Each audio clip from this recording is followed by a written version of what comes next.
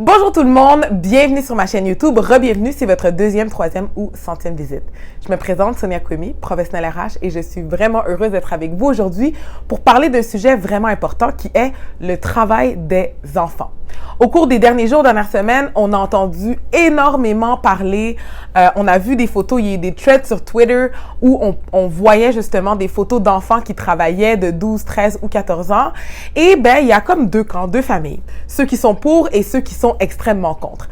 Et donc aujourd'hui, ce que je voulais discuter avec vous, c'est ma position par rapport à ça, mais surtout en tant que professionnel RH, les choses qui sont importantes pour un employeur de garder en tête lorsque l'on embauche une personne qui est mineure. Alors, même si je dois avouer que ça me fait toujours bizarre de me présenter dans un milieu, dans un commerce et de voir des enfants travailler, je ne suis pas contre le travail des enfants pour plusieurs raisons.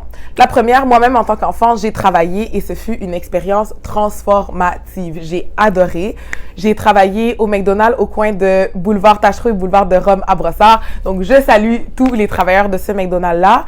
Et ce qui a fait de mon expérience quelque chose de vraiment exceptionnel, puis quelque chose qui m'a permis de grandir, ben, il y avait deux grands éléments. Le premier élément, c'est que j'avais un employeur qui était extrêmement bienveillant. Donc, dès mon arrivée en poste, j'avais eu plusieurs heures de formation sur la santé et la sécurité au travail. J'étais jumelée avec une personne avec plus d'expérience, plus mûre dans l'organisation pour faire absolument toutes les tâches. Et puis, il y avait des fonctions en tant qu'enfant que je ne pouvais pas faire.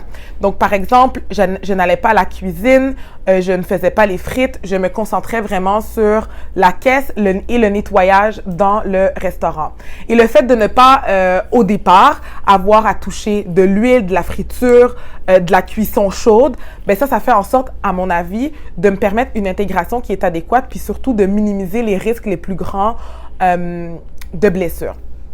Ensuite, le deuxième élément qui était vraiment très intéressant, c'est que ben, quand tu vas travailler si je parle pour la restauration rapide, par exemple, à l'époque, je ne sais plus si c'est exactement comme ça maintenant, mais il y avait des types de chaussures qui étaient qu'on devait avoir.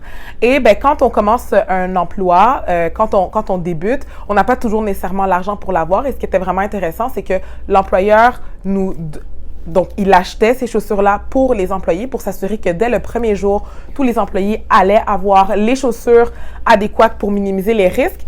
Et ces chaussures-là devaient être remboursées par la suite lorsqu'on allait avoir notre premier traitement salarial. Donc, pour moi, c'est pas tous les employeurs qui font ça. Les employeurs ne sont même pas obligés de le faire. Mais ça démontre encore une fois l'importance pour eux que les enfants, que les employés de leur milieu de travail aient un environnement qui est sécuritaire. Donc, grosso modo, une des premières choses qu'on doit réfléchir en tant qu'employeur, en tant qu'enfant qui veut travailler et en tant que parent qui chapeaute ces enfants-là, c'est le milieu de travail dans lequel ces enfants-là vont travailler. C'est important de choisir un bon milieu. Le deuxième élément que moi j'ai beaucoup apprécié, à l'époque je trouvais ça pas très cool, mais avec du recul aujourd'hui, c'est quelque chose qui était vraiment bien, c'est que mon employeur transmettait mon horaire de travail à moi et à mes parents. Donc il s'assurait que mes parents aient mon horaire de travail. À l'époque, il y avait pas autant de courriels, mais mes parents mettaient les initiales sur mon horaire pour confirmer qu'ils l'avaient bien vu.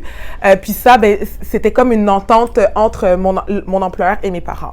Et ça faisait en sorte que mes parents étaient en mesure de pouvoir non seulement s'assurer que je ne travaillais pas trop durant la semaine, mais aussi pouvaient dire que s'il y avait d'autres éléments, soit par rapport à des choses avec l'école ou des choses familiales qui n'allaient pas fonctionner dans mon horaire, ils allaient être en mesure de pouvoir justement en aviser mon employeur, soit en passant par moi ou en passant justement par mon horaire. Ce qui est très particulier dans toute cette situation du travail des enfants, c'est que on veut éviter de trop glorifier le fait que les enfants ne travaillent. Puis il y a un article qui est paru dans 495 qui faisait justement état de ça. Puis je suis d'accord là-dessus. Je pense qu'on ne doit pas ça a trop glorifié le fait que les enfants travaillent, les inciter à faire des emplois qui, à très court terme, peut-être qu'eux, ils vont penser qu'ils sont payants, mais qui, à long terme, vont peut-être les éloigner de leurs études, les éloigner de tout ce qui, toutes les autres belles choses qu'ils peuvent accomplir éventuellement dans leur vie adulte. Donc, je pense pas que, moi, je ne suis pas contre le fait que les enfants travaillent, mais je pense que c'est important d'avoir un encadrement qui est vraiment bien fait de la part des parents et de la part de l'employeur. Je crois aussi que le gouvernement du Québec devrait légiférer sur un âge minimal de travail et devrait aussi fournir des règles beaucoup plus restrictives parce que le travail des enfants est pas très encadré ici. Ça laisse place à beaucoup de choses et ça fait en sorte que les employeurs peuvent avoir beaucoup de latitude. Puis en milieu de travail, est-ce que l'enfant va avoir la force de dire « Non, je peux pas faire ça, je trouve ça trop dangereux » versus « Oui, je peux le faire ». Il n'aura pas le poids, il n'aura pas le leverage et il n'aura probablement pas le courage.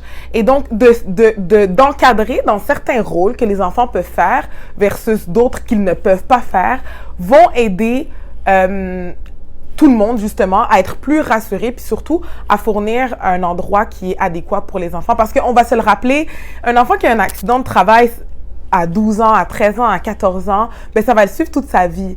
Donc, c'est important de s'assurer que, justement, il navigue pour une première expérience de travail dans un environnement qui est sain. Puis encore une fois, c'est sûr qu'avec je l'ai déjà mentionné, mais avec mon chapeau de RH, je ne peux que appuyer le fait que la formation devrait être beaucoup plus grande pour les enfants. La formation devrait être beaucoup plus lente aussi pour les enfants et on devrait les garder dans des rôles où les risques de blessures sont minimes. Donc, j'en ai parlé un petit peu au début, mais par exemple, à mon avis, un enfant devrait peut-être pas aller travailler dans une cuisine, tourner des frites, des choses comme ça où il y a de la manipulation d'huile à très très chaude par exemple. Dans des industries lourdes, faire des choses qui sont très lourdes, qui pourraient lui faire mal au dos s'il n'a pas la bonne posture. Donc, faire du travail de caisse, livrer des journaux, plier des vêtements, pour moi, il n'y a rien de grave là-dedans. C'est même des choses que on leur demande de faire à la maison, plier vos vêtements, faire des choses comme ça. Donc, pour moi, ça, il n'y a rien de mal, mais c'est de s'assurer qu'il reste dans un cadre qui reste sécuritaire et que même si son jugement n'est pas top-notch, le risque de blessure, le risque d'accident pour lui va rester minime.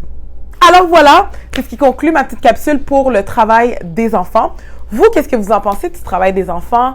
Est-ce que vous pensez que le gouvernement devrait légiférer? Puis est-ce que vous avez travaillé quand vous étiez enfant? Je veux vous lire dans les commentaires. À très bientôt!